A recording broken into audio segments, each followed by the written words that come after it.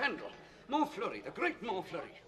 Did you know the Duc de Candale was his patron? Who is yours? No one. No one? I said no. What? No great lord to cover with his name? No, I've told you twice. Must I repeat?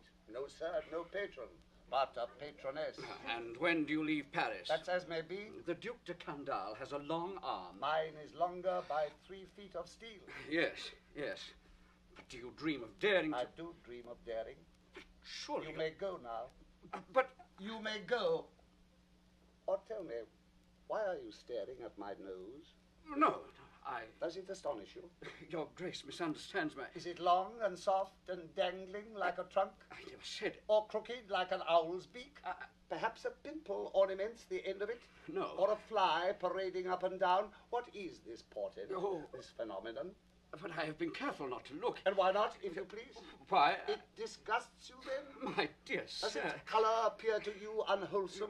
By no or means. its form obscene? Not in the least. Then why assume this deprecating attitude? Possibly you find it just a trifle large. No, small, very small. What? Infinitesimal. How? You accuse me of absurdity? Small, my nose, word. Oh, my God. Magnificent, my nose, you pug, you knob, you buttonhead. Know that I glory in this nose of mine, for a great nose indicates a great man, genial, courteous, intellectual, virile, courageous, such as I am, and such as you, poor wretch, would never dare to be, even in imagination. For that face, that blank, inglorious concavity... How? ...is as devoid of pride, of poetry, of soul, of picturesqueness, of contour, of character, of nose, in short, as that which, at the end of that limp spine of yours, my left... Take notice, all who find this feature of my countenance a theme for comedy. When the humorist is noble, then my custom is to show appreciation proper to his rank, more heartfelt and more pointed. Presently this fellow will grow tiresome. Oh, he blows his trumpet. Well, will no one interfere? No one. Observe. Yes, Valverde. I myself will proceed to put him in his place. Ah, your nose. Your nose is rather large. Rather. Well.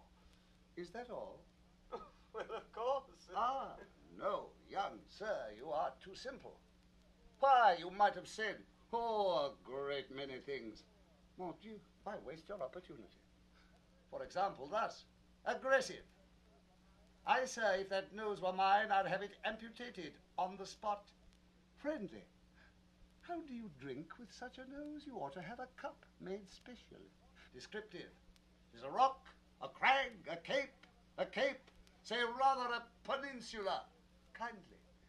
Do you love the little birds so much that when they come and sing to you, you give them this to perch on? Insolent. Sir, when you smoke, the neighbors must suppose your chimney is on fire. Eloquent.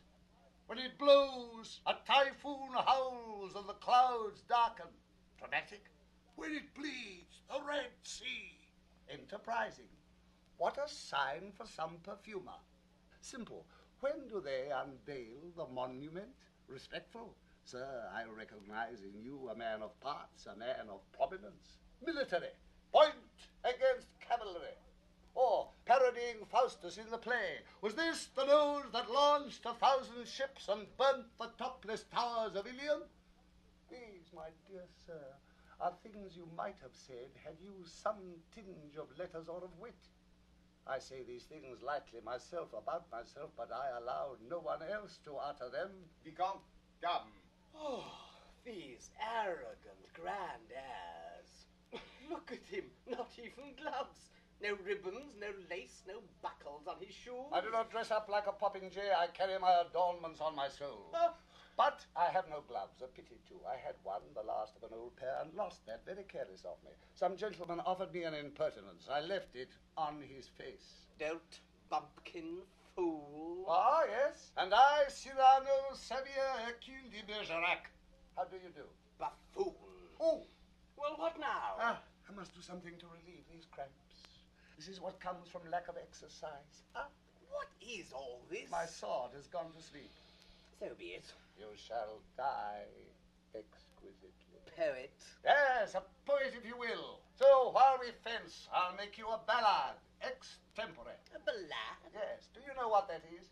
The ballad, sir, is formed of 3 stanzas of 8 lines each. Oh, come. And a refrain of 4. You... I'll compose one while I fight with you, and at the end of the last line, thrust home. Will you? I will.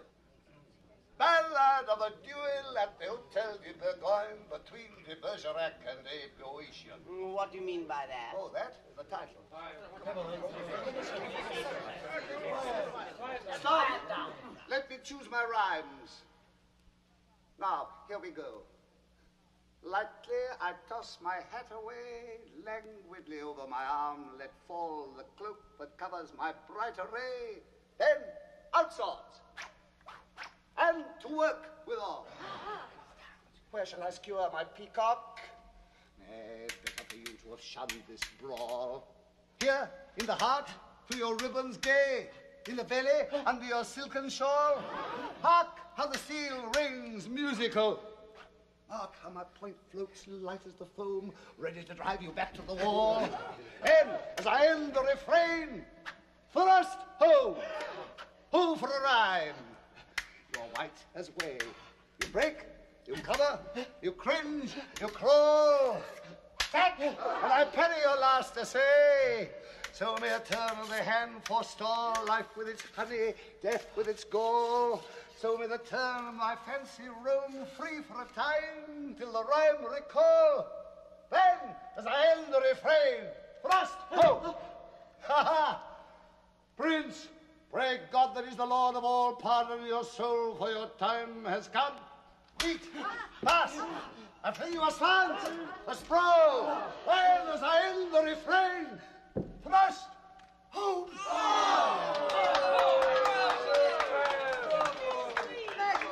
A novelty. Monsieur, will you permit me? It was altogether fine.